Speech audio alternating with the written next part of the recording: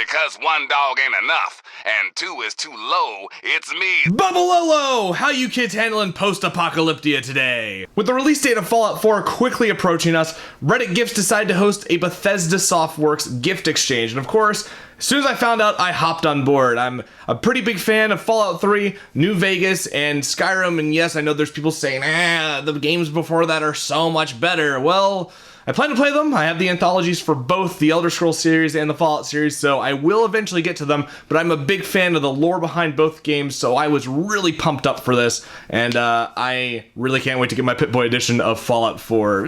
When I pulled up the information for my match, it just so happened he was also a big fan of Fallout 3 and New Vegas, so using my nerfy skills and the tools that I have, I decided to make him this. What we have here is a Nerf ZombieStrike Slingfire painted up in the Vault Dweller outfit, blue and yellow with a little bit of black and silver to kind of give it some pop and some zazz. And of course, I had to make it from Vault 111. Now I know there's at least one person out there already typing up a comment saying something like, "But Bobo, it's too cleaned and undamaged to be from Fallout. Where's the weathering?" Well, my excuse is that I have a repair of 100, so everything I make looks very, very clean, and that's what I'm going with. Now, the real excuse is that I have never done any sort of weathering or any sort of rusting or anything like that on any of my projects, and I didn't really want to start now, seeing how I want to be on time and ship this out by the 23rd. When I have more time, I will definitely give it a shot, but for right now, this is what I got, so repair of 100. There's really not a lot to go over with the Slingfire, but I'll give you all the details that I can about it. For the paint job, I went with a duplicolored vinyl and fabric black for all the black that you see here, and as a undercoat, just to kind of prime everything.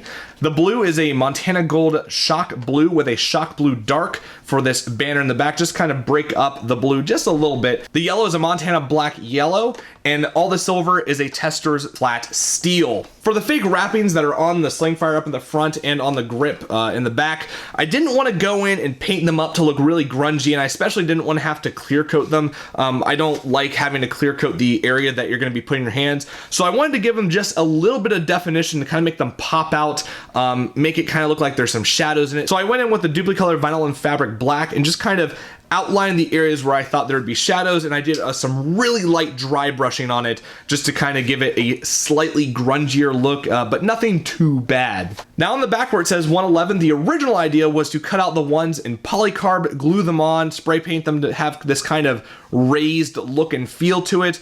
But the glue that I was using to put the ones on the polycarb would just fly off halfway through each of them, so I decided to hand paint them. The way I went about this was I just penciled on some lines, put the paper ones that I had on there and kind of traced them out with a pencil, and then I hand painted them on with the same spray paint that I used for the rest of the yellow on the blaster just to keep it consistent. It is a bit sloppy. It is not the best look that I've ever done hand painting something, but I can always make the excuse of the guy wanted to make his gun unique and hand drew some ones on it or something, but in reality it's just a bit sloppy because spray paint's really weird to work with a brush. And to finish up the look of the Slingfire, I painted up a 6-round Elite magazine in the same yellow and black, leaving the top of it orange just so it's easy to take out and put in, and so it doesn't gunk up the mag well, because why would you want to do that? And it just completes the look overall.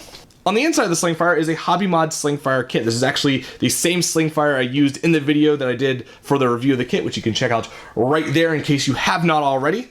But the kit comes with these 2 3D printed pieces that block the lever's clutch, so that if you just so happen to mess up your prime on the stock Slingfire, if you were to pull back on this, it would make this really loud clack noise and bring the priming bar back, and then you'd have to complete the entire prime all over again to actually get this thing primed and ready to fire. With the clutch blocks, it does not come back easily, and I mean does not come back easily. I can put a ton of pressure on this and it won't snap back. So you can easily just continue the prime forward and all the way back, and then you're ready to go.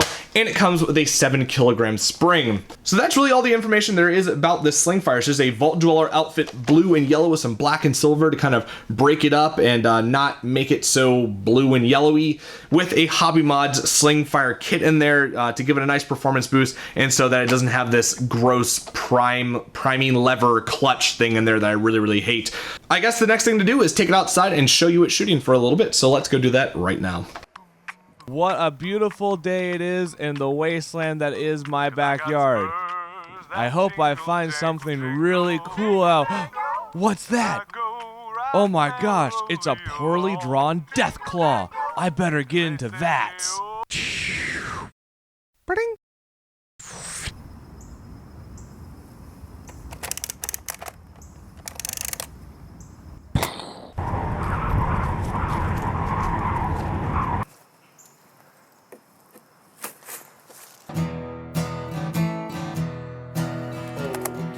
Me a home where the big horners roam, where the mole rat and the fire gecko play, where seldom is heard a discouraging word, and my skin is not glowing all day. Home on the wastes, where the mole rat and the fire gecko play,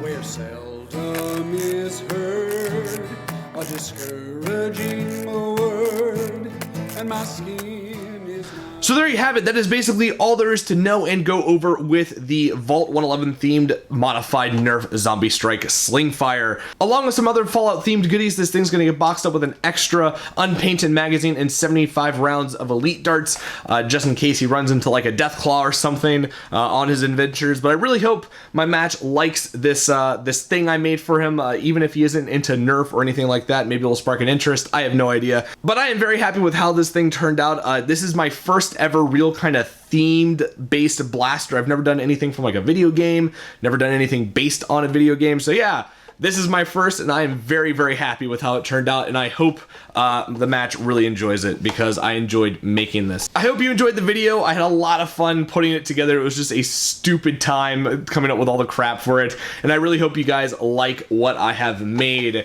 So thank you for watching, and remember, don't feed the Yao Guai.